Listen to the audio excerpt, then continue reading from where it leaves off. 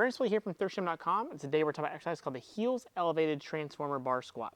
All right, for this exercise, what you're going to need is a kabuki bar, transformer bar, and a wedge or a way to elevate your heels. If you don't have a ramp, you can use 5 or 10 pound plates or even wooden blocks. And what's unique about the transformer bar here, made by Chris Duffin, is that this bar is going to have the same build as a safety squat bar, but we're going to have adjustable pieces here on the side.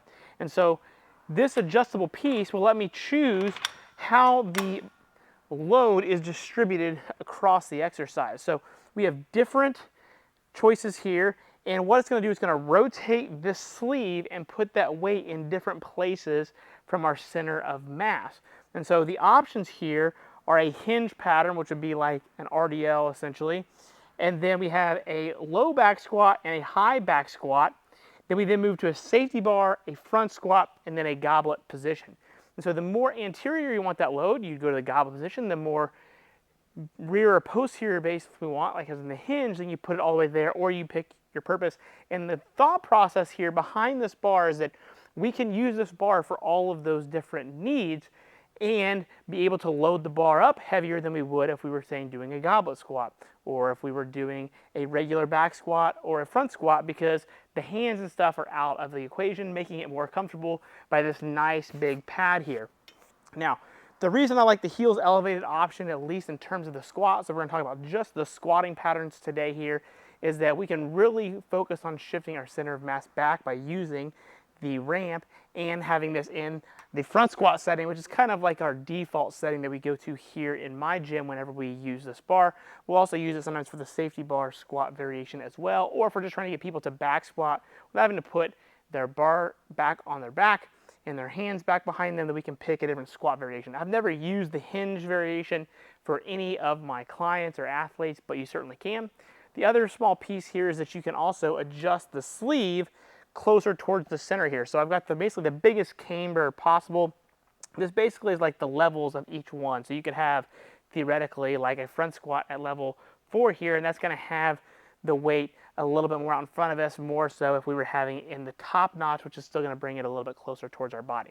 So really all I want you to understand here today is you're going to pick the setting as needed that you really want for your specific purpose. But we're doing the ramp here, just nothing but squat patterns.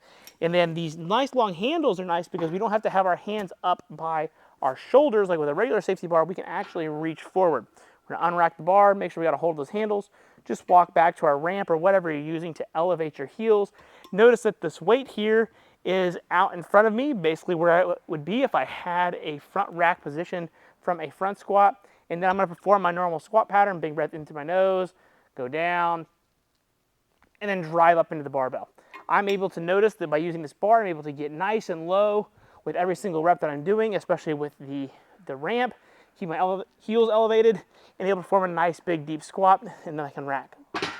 So this particular variation that I'm using here with the ramp and the front squat is a great way to attack your quads, stay more vertical, and really train your front squat pattern without actually having to front squat. But again, you just pick the pattern that works best for you and kind of what your goals are using the ramp pattern here. So I really like this.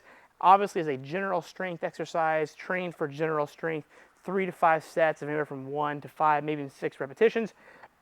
Going after the strength aspect, just put it anywhere you'd normally put your normal heavy squat pattern in your training program, and you'll see all the benefits. If you have any questions specifically about the bar or just this movement in general, let me know in the comment section below. Thanks. Have a great day.